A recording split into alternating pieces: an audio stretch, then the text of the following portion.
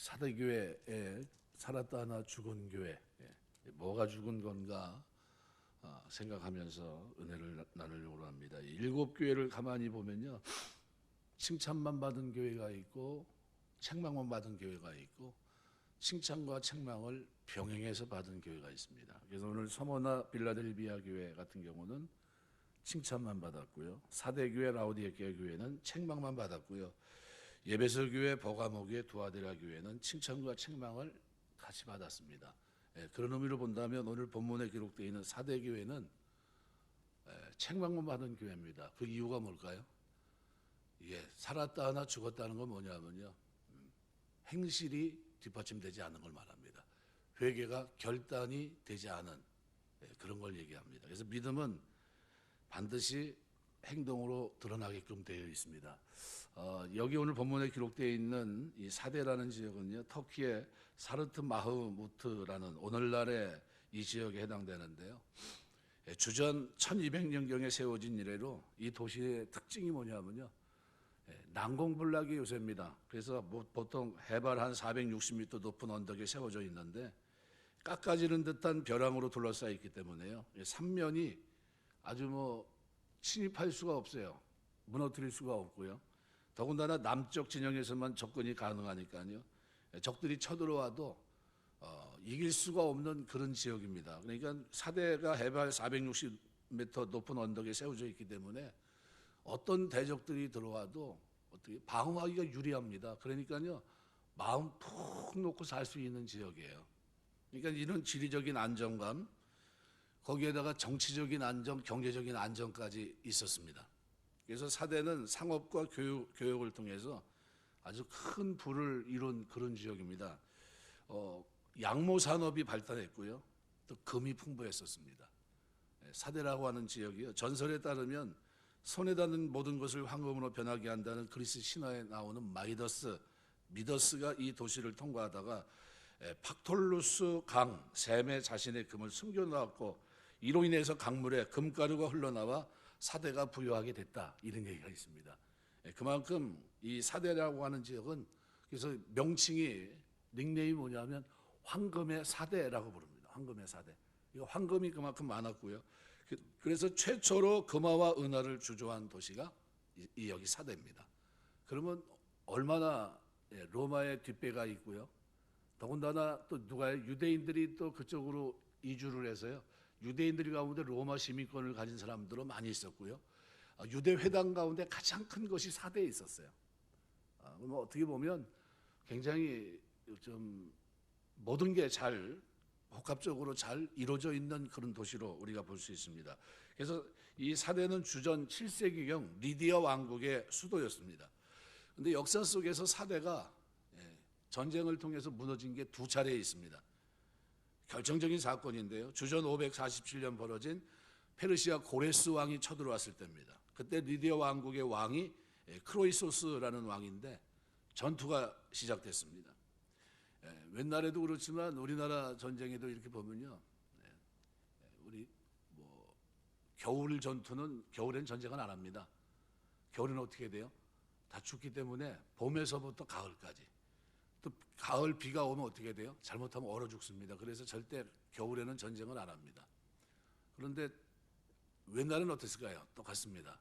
그런데 이 주전 봄에서 가을까지 전쟁하는데 겨울에는 퇴각하고 전열을 정비하고 이게 맞습니다.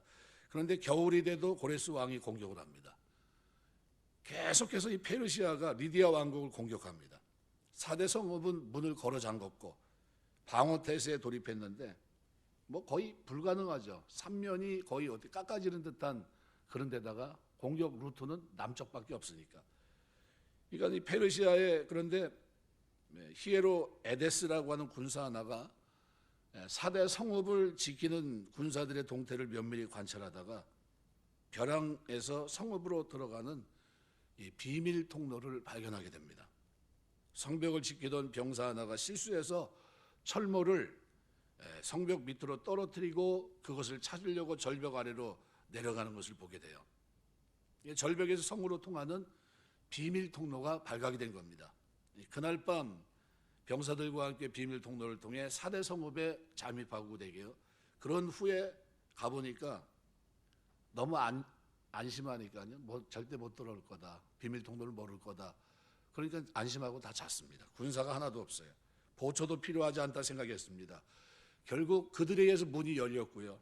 사대는 주전 546년 포위당한 지 불과 보름 만에 함락을 당합니다. 이 사건은 당시 헬라 세계에 아주 충격적인 사건이었고요. 이후 사대를 함락시켰다는 말은 불가능한 일을 이루었다는 것을 뜻하는 말입니다. 그러니까 사대가 함락된다는 것은요, 상상할 수 없었던 겁니다. 어떻게 사대를 누가 공격해서 이길 수 있겠어? 아니야, 힘들어. 그런 곳이 사대입니다. 그런데 그게 무너졌습니다. 예, 그게 첫 번째 고레스 왕 때예요. 두 번째는 이 사건이 있은 지 300년 후에 일어납니다. 주전 214년 이 지역을 장악하던 수리와 안티오코스 3세가 사대에서 일어난 반란을 진압하기 위해 똑같이 찾아왔어요. 사대는 성문을 걸어잠고 방어태세를 1년간 계속되는 포위에도 끄떡하지 않습니다. 그러니까 1년간 계속해서 공격을 해왔는데 견뎌낸 거예요. 그런데 이때도 라고라스라는 사람의 이 군인이 과거 히에로에데스라는 군인이 발견했던 것처럼 바이틈 비밀 통로를 발견하게 됩니다. 그날 밤 15명의 군인들이 사대 성읍에 잠입했고 여전히 사대에는 어떻게 해요? 보초병이 없었습니다. 그러니까 왜요? 안전하다고 생각했으니까요. 그런데 이 사람들에 의해서 방심하고 잠들어 있는 틈을 타서 결국 사대 성읍의 문을 열어놓았고요. 결국 사대는 이렇게 두 번째 무너집니다. 그 후에 주후 17년경 사대에 큰 지진이 일어납니다. 이 일로 도시는 무너져 내려요. 그래서 로마 제국은 사대 지원을 하는데 아주 광범위하게 지원을 도와줍니다. 그래서 5년간 세금을 면제해주고 지방 행정관을 보내서 사대가 다시 일어서는데 도움을 줍니다. 뭐 성곽을 보수한다든가 건물을 짓는다든가 뭐 일체 모든 것들을요 로마에 의해서 도움을 받게 돼요.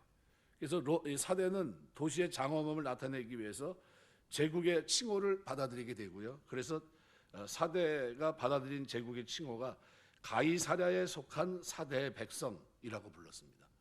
자, 그럼 이 도시는 어떤 도시입니까? 로마가 중심이 된 로마의 지배를 받는 통치를 받는 그런 도시고요. 충성을 다하는 도시입니다.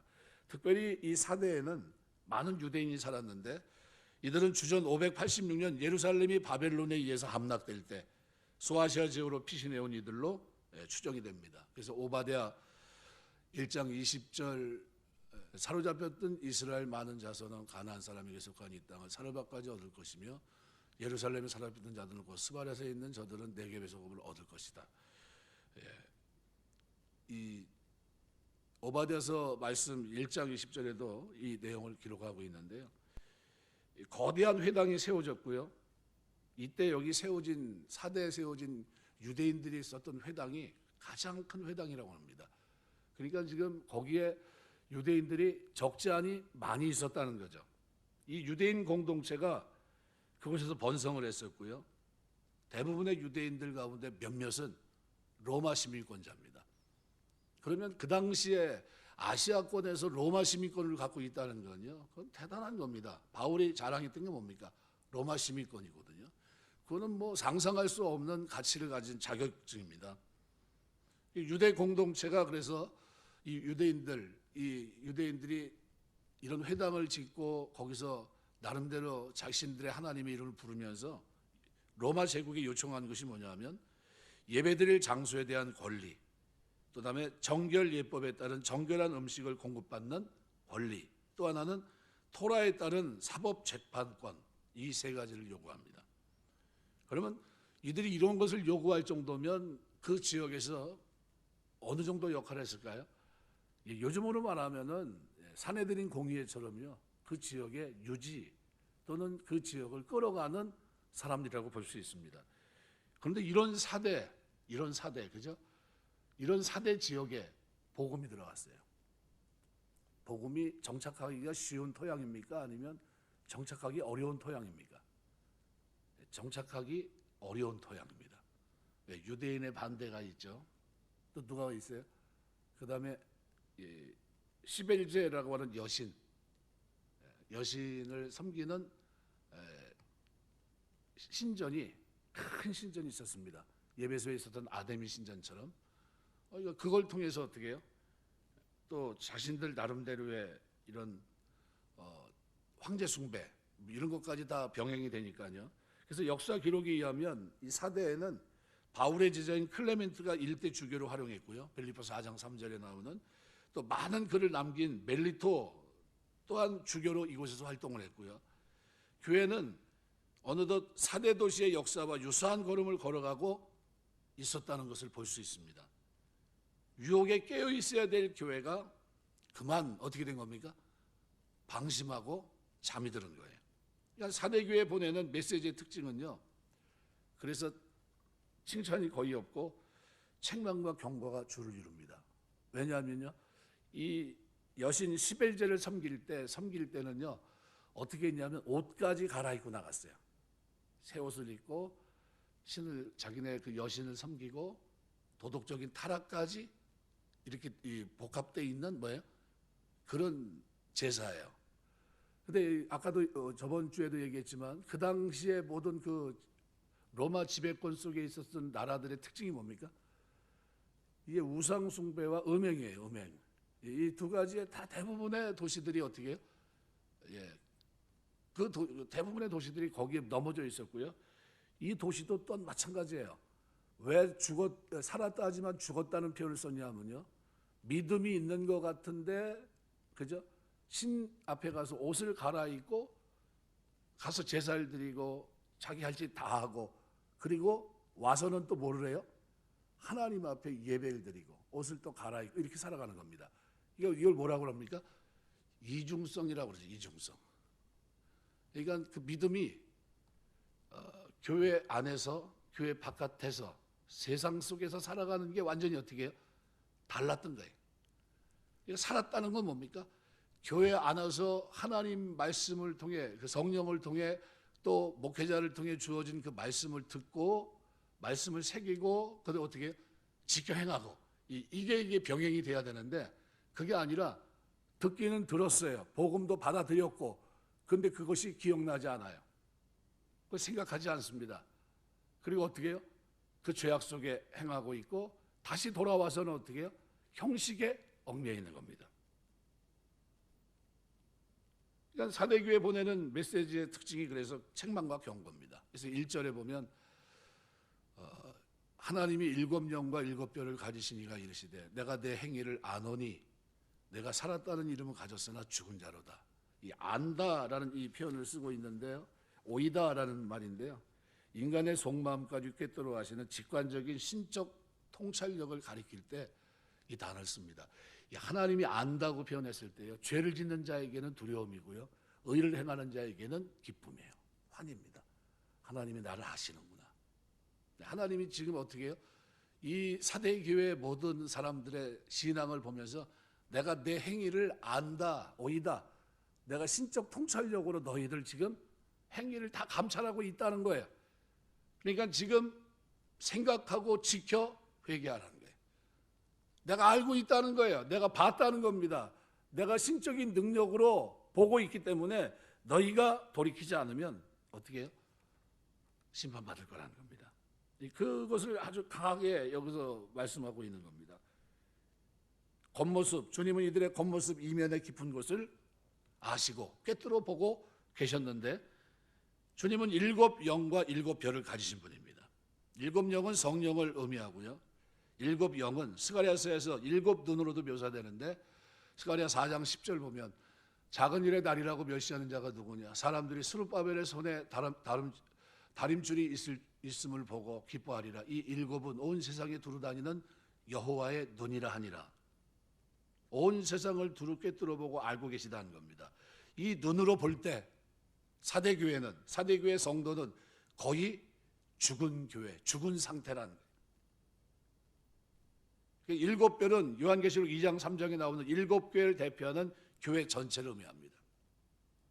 그리스도께서 7영과 7별, 7교회의 사자를 가졌다는 것은 성령과 교회가 그리스도의 권세 아래 긴밀한 관계를 갖고 있다는 것을 나타내주고 있고요. 그래서 교회는 성령의 교통감과 능력이 기초해서 살아납니다. 사대교회는 거의 죽은 상태예요. 이런 사대교회는 성령의 역사에 다시 살아올 수 있는데요. 그럼 왜 복음을 안 들었나요? 아니 목회자가 없나요? 그게 아니에요. 뭐 때문에요? 이들이 죄를 회개하지 않기 때문에 성령의 역사를 경험할 수가 없었던 거예요. 이게 이들의 실패의 요인입니다. 사대교회는 이중성을 갖고 있었어요. 앞에서는 예배 드리는 것 같은데 바깥에 나가서는 어떤 예배를 드려요? 11제 여신에게 그 신전에 가서 그 신전에 참여해서 또 예배를 드려요. 옷을 갈아입고. 그리고 와서는 또 교회 와서는 또 예배를 드리고 있어요. 이중성이에요. 하나님이 아신다는 거예요. 하나님 그걸 보시고 아셨어요. 회개해야 되는데, 그런데 회개를 해야, 그죠?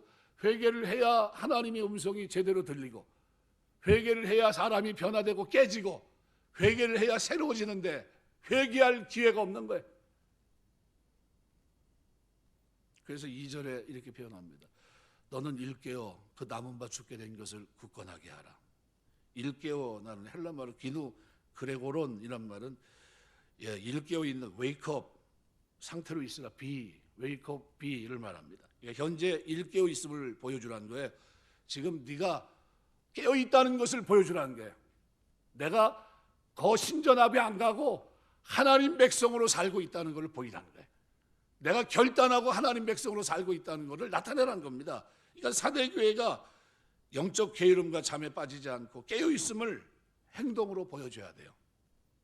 여기 깨다라는 헬란말 그레고론이란 이 단어는요, 성경에서 종말을 준비하라는 뜻으로 많이 쓰입니다. 마태복음 24장 42절, 25장 13절, 마가복음 13장 35절, 37절, 누가복음 12장 38절, 데살로니가전서 5장 6절. 이게 다 왜 그레고론이란 단어가 나오면 이 종말과 관계되어 있는 거예요. 깨어 있으라. 네. 너는 일깨어 남은 바 죽게 된 것을 굳건하게 하라. 내 하나님 앞에 내 행위에 온전한 것을 찾지 못하였다. 그래서 2절에서 어떻게 해요? 남은 바 죽게 된 것을 굳게 하라. 죽게 된 것, 그죠? 미완료 시제입니다. 아직 죽지는 않았지만 거의 죽음에 가까운 죽을 지경에 이른 about to die, NIV 성경이 그렇게 표현합니다. 거의 다 죽게 됐어요. 이제는 끝이 보여요. 그 상태로 가면 어떻게 소망이 전혀 없는 거예요. 지금 회개하지 않으면, 지금 돌이키지 않으면 이제는 끝이에요. 그런 상태를 말하는 겁니다.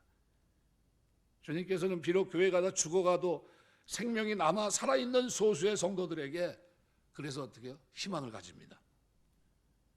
현재 그리스도는 사대교회 행위에 온전한 것을 찾지 못했어요. 사대교회 성도들의 그 모습 속에서 온전한 것이 뭘까요? 자를 것 자르고 버릴 것 버리고 우상, 그죠? 여신 앞에 가서 제사 드리고 그렇게 했던 모든 것들을 잘라버리고, 이건 어떻게 해요? 말씀을 들은 대로, 복음을 받아들인 대로 그리스도가 주이기 때문에 정으로서 그 길을 걸어가며 말씀을 따라 의를 행하며 거룩하게 살고 사랑을 실천하며 사는 그 행위의 온전함으로 돌아간 그들을 보지 못했다는 거예요. 찾지 못했다는 겁니다. 이것은 사대교회 행위가 어떤 것이든 온전한 행위가 없었다는 거예요. 다 이중성으로 교회를 오긴 온 것 같은데 바깥에만 나가면 사람이 확 180도 달라지는 거예요. 저 사람이 저런 사람이었는가 싶을 정도로. 그래서 여기 2장에서도 2절에서도 그런 얘기를 합니다. 찾았다. 너는 일깨어 남은 바 죽게 된 것을 굳건히 하라. 내 하나님 앞에 내 행위에 온전한 것을 찾지 못하였다. 여기 찾았다라는 이 휴레카라는 헬라 말은요, 법적 효력을 가진 것으로 찾지 못함이 법적 효력을 발생시키는 걸 말합니다.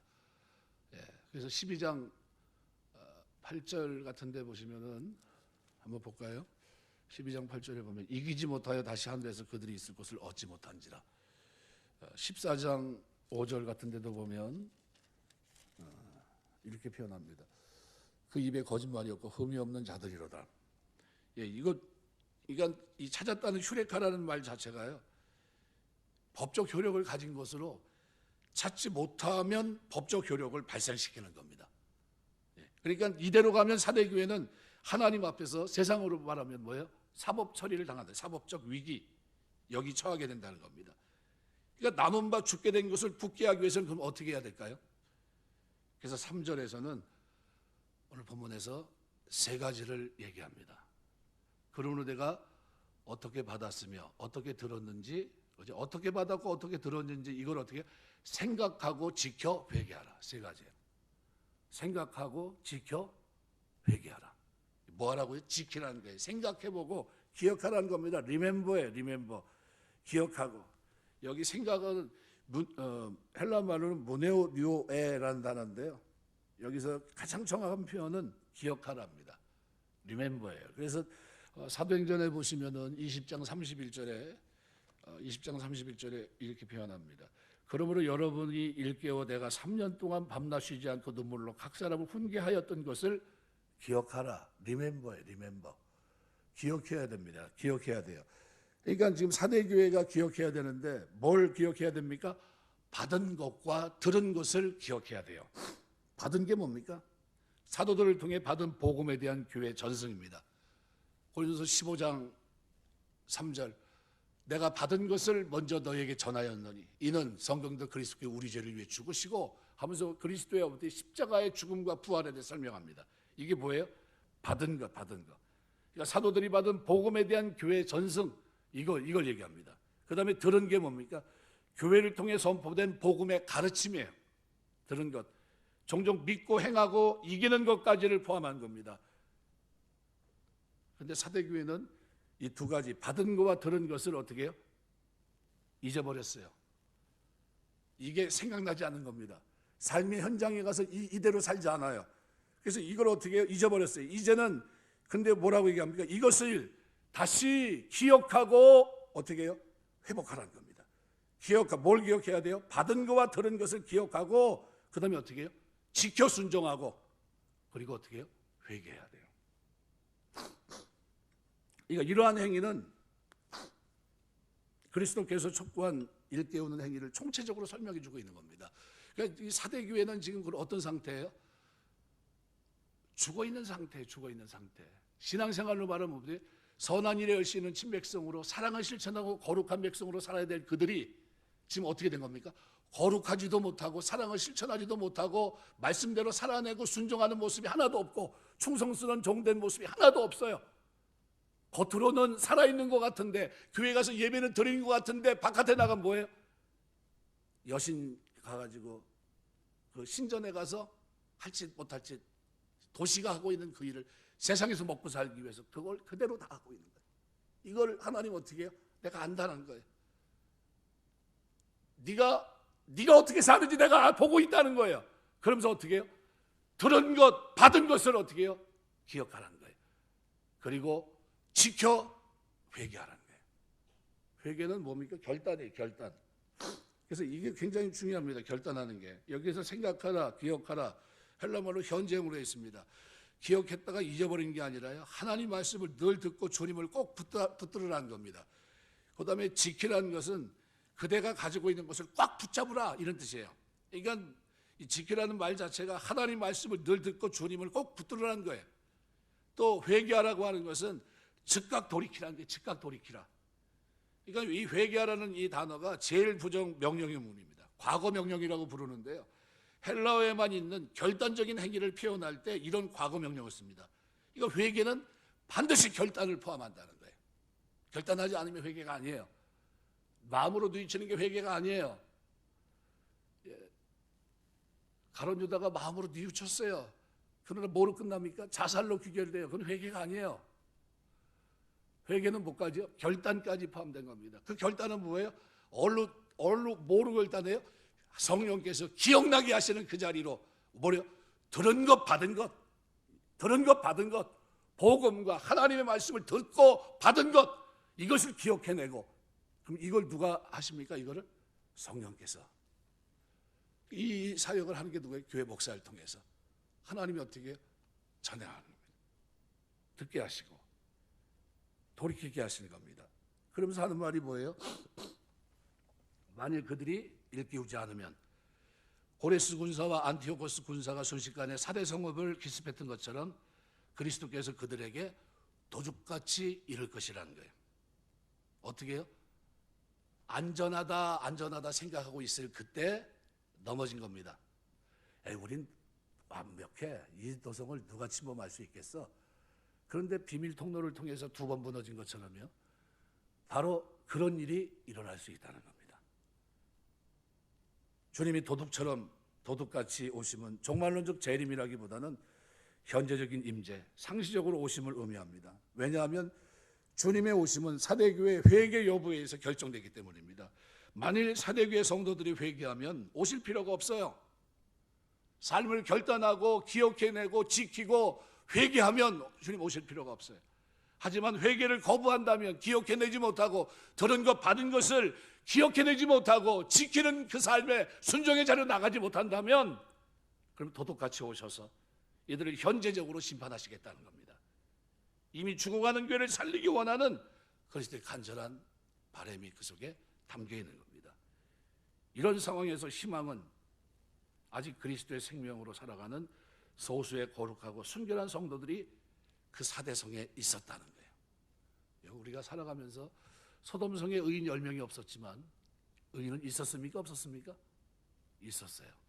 우리 동탄 지역에 많은 사람들이 있지만 우리가 하나님이 기억하시는, 하나님이 인정하시는, 그죠? 진짜 회개한 하나님의 사람들이 우리 교회에 가득 차게 되시길 주의 이름으로 축원합니다. 예, 이 사대 지역은 양로 산업이 대단하다고 그랬습니다. 그래서 주님은 이들을 사대 그곳을 더럽히지 아니한 자 몇 명, 무슨 얘기입니까? 신앙의 정절을 지킨 사람들, 믿음을 지킨 사람들이에요. 하늘의 소망을 굳건히 했고요, 세상과 완전히 회개, 그죠? 그것을 자기의 삶으로 드러낸 사람들을 말합니다. 네. 그래서 이 사대 지역에 옷을 더럽히지 않았다. 이거 양모 산업을 생각나게 하는데, 옷을 더럽히지 아니했다는 것은 세상 유혹, 우상 숭배, 여기에 죄악이 오염되지 않았고 순결함과 그다음에 어떻게 해요? 신앙의 신실한 모습을 보여주고 있었다는 겁니다. 이들은 흰옷을 입고 그리스도와 함께 다닐 것이고요, 이렇게 하는 것은 이들이 합당한 사람이기 때문에. 그래서 여기 합당하다는 악시오스라는 단어는요, 그럴 만한 가치, 합리적 또는 합법적 자격이 있다는 뜻입니다. 그럼 그들이 합당한 이유가 뭡니까? 그것은 이들이 그 무엇과도 바꿀 수 없는 예수 그리스도의 피로 죄사함을 받아 깨끗함을 얻었기 때문입니다. 그리고 이 믿음, 받은 것, 들은 것 속에서 이들의 삶이 어떻게 해요? 회개의 삶을 살아갑니다. 회개에 합당한 열매를 맺으며 살아갑니다.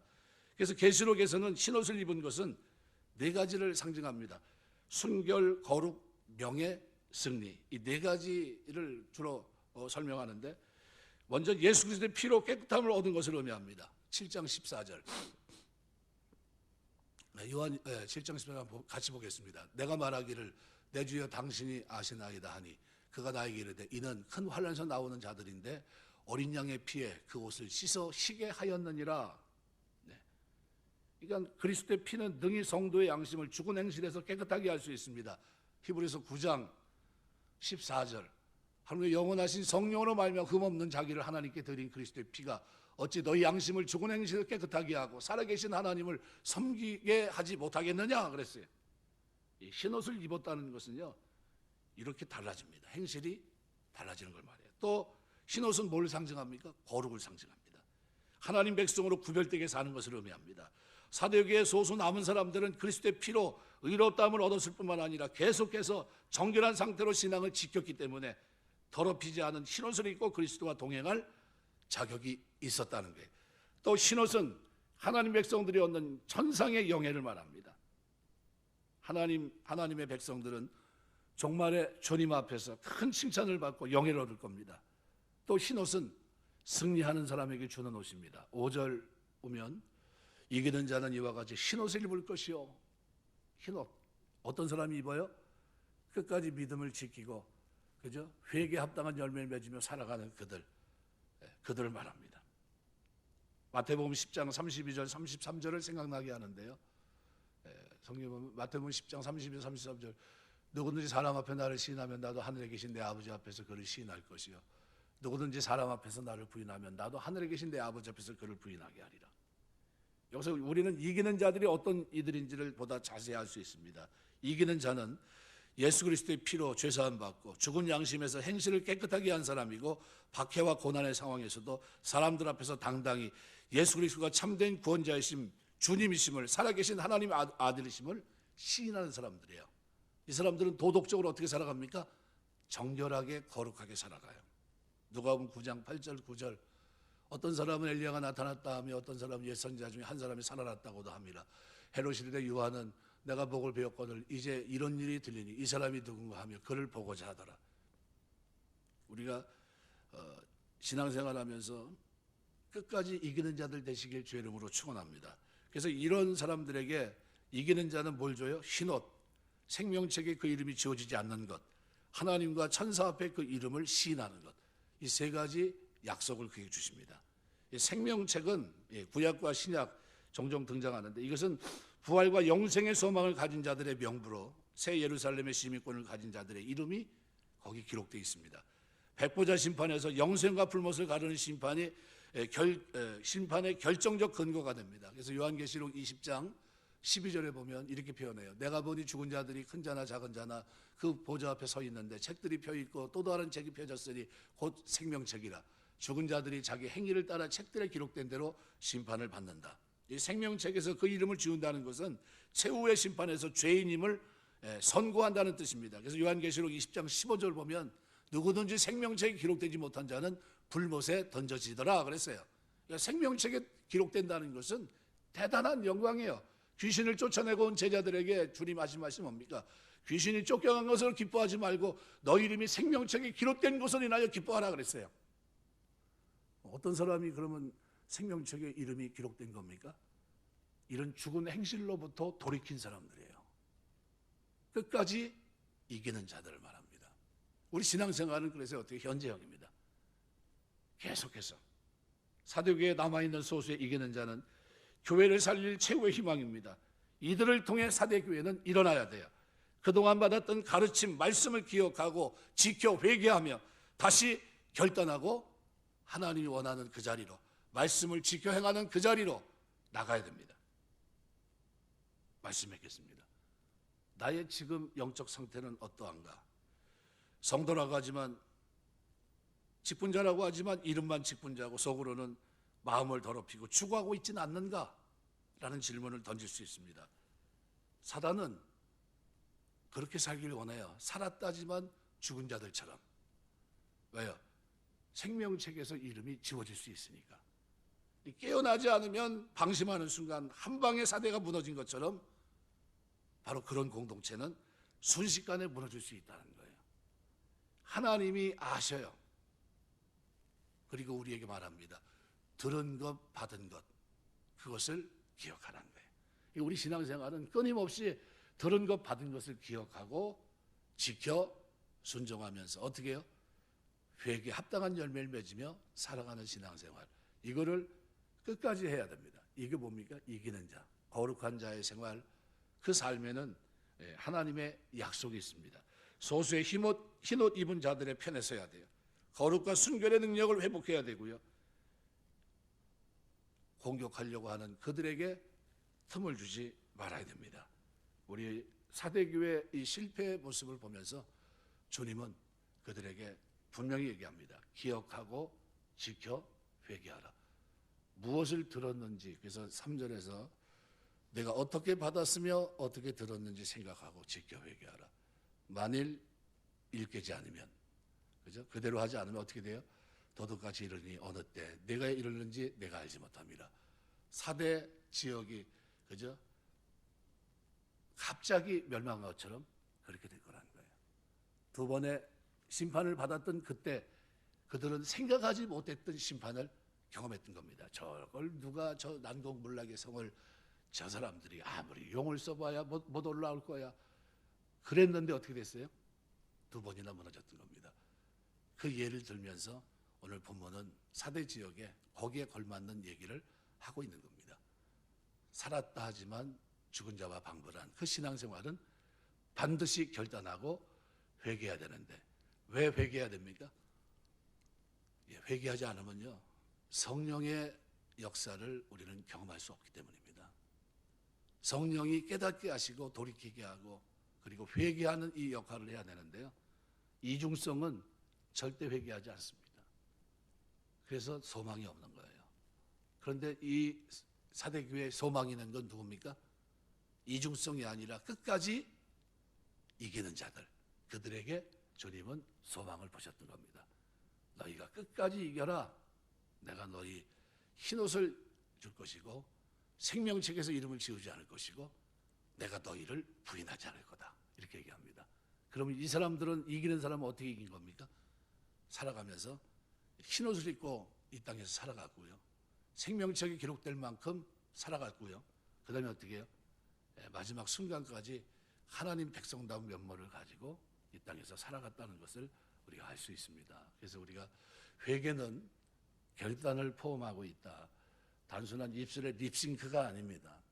우리의 삶의 뉴턴이에요. 180도 회전된 걸음으로 돌아가는 겁니다. 하나님 이제 내가 듣고 그리고 내가 받은 것을 기억해내고 이제 지켜 순종하며 회개하고 내가 이제 어떻게 하나님만 주로 섬기고 그 길을 걷겠습니다. 이런 지킴의 자리로 나아가는 이게 진정한 회개입니다. 이들에게 하나님은 약속하셨어요. 그 이김을 너희가 그 길을 걷는다면 내가 너희에게 생명책에서 이름이 지워지지 않게 하시고 너희가 나를 부인하지 않고 시인하며 살아간 것처럼 나도 너희를 천사장 앞에서 시인할 것이다. 이렇게 얘기합니다. 이 축복이 오늘 저녁에 참여한 여러분들의 신앙생활 속에 걷는 걸음 속에 놀라운 열매로 하나님 앞에 드려지게 되시길 주의 이름으로 축원합니다. 기도하겠습니다.